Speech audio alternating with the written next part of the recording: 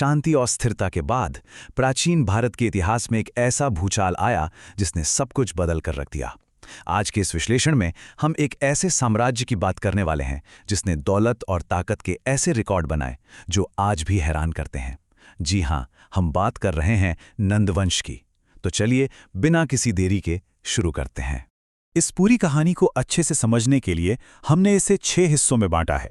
1, बाहरी व्यक्ति का सत्ता में आना, साम्राज्य का बेतहाशा विस्तार, उनकी खतरनाक वॉर मशीन, उनके खजाने का राज, सत्ता का अहंकार और उनका पतन, और आखिर में नंदवंश की विरासत।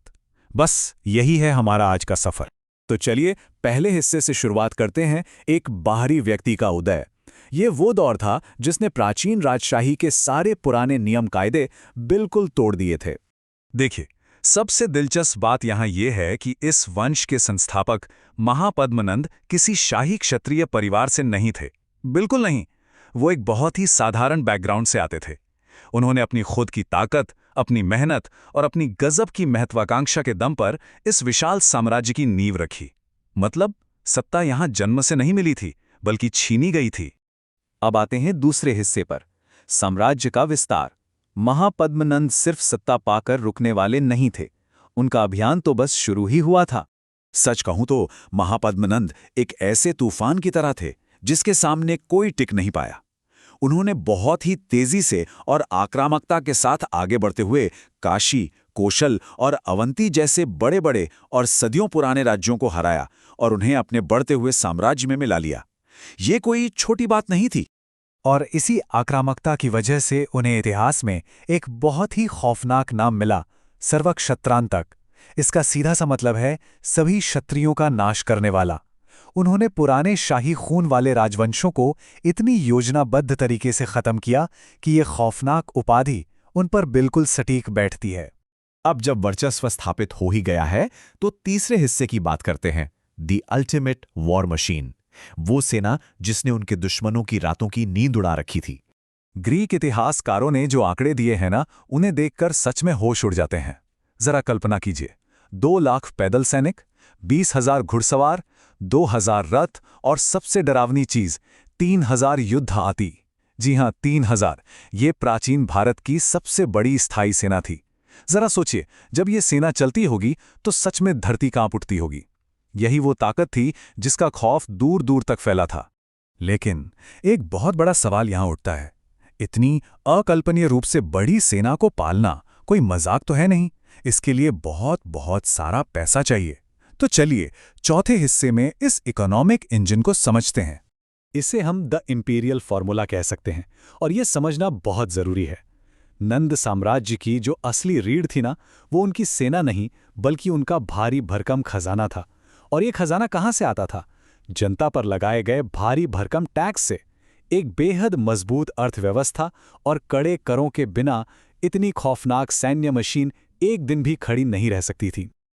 लेकिन यही पैसा और ताकत जब दिमाग पर चढ़ जाए तो क्या होता है? यही हमारा 5वां हिस्सा है, एक अहंकारी पतन। जिस सिस्टम ने नंदों को इतना ताकतवर बनाया, अंत में वही उनकी सबसे बड़ी कमजोरी बन गया। अगर हम संस्थापक महापद्मनंद और अंतिम शासक धनानंद की तुलना करें तो जमीन आसमान का फर्क दिखता है। महापद्मनंद ने खुद के दम पर सब कुछ बनाया, खून पसीना एक किया। लेकिन धनानंद, उन्हें तो ये पूरा का पूरा विशाल साम्राज्य बैठे बिठाए विरासत में मिल गया। और शायद इसीलिए उनका शासन इतना अहंकारी और उनका टैक्स वसूलने का तरीका इतना क्रूर था कि जनता उनसे बिल्कुल नफरत करने लगी। धनानंद के इस लालच ने एक डोमिनोज इफेक्ट शुरू कर दिया। मतलब एक के बाद एक चीजें गिरने लगीं। टैक्स इतने ज्यादा थे कि लोगों में भयंकर गुस्सा भड़क उठा। और यही वो मोड़ था जहां से बाहर से बिल्कुल अजय दिखने वाला ये साम्राज्य अंदर से पूरी तरह खोखला और कमजोर पड़ने लगा। अब इस कमजोरी का फायदा किसने उठाया, ये जानने से पहले हम अपने आखिरी हिस्से पर आते हैं, द नंद लेगेसी। आखिर इतिहास में नंदवंश इतना मायने क्यों रखता है? देखिए, उन्हें सिर्फ एक क्रूर शासक मान लेना बहुत बड़ी भूल होगी। सच तो ये है कि नंदों ने ही भारतीय इतिहास का पहला सचमुच का विशाल साम्राज्य खड़ा किया था। उन्होंने एक ऐसा पावरफुल सेंट्रलाइज्ड मिलिट्री सिस्टम बनाया जो पहले कभी नहीं था। और सबसे बड़ी बात, उन्होंने जो इकोनॉमिक ब्लूप्रिंट तैयार किया, उसी मजबूत नींव पर आगे चलकर महान मौर्य साम्राज्य खड़ा हुआ। तो आज के इस विश्लेषण को हम इस एक बड़े सवाल के साथ खत्म करते हैं।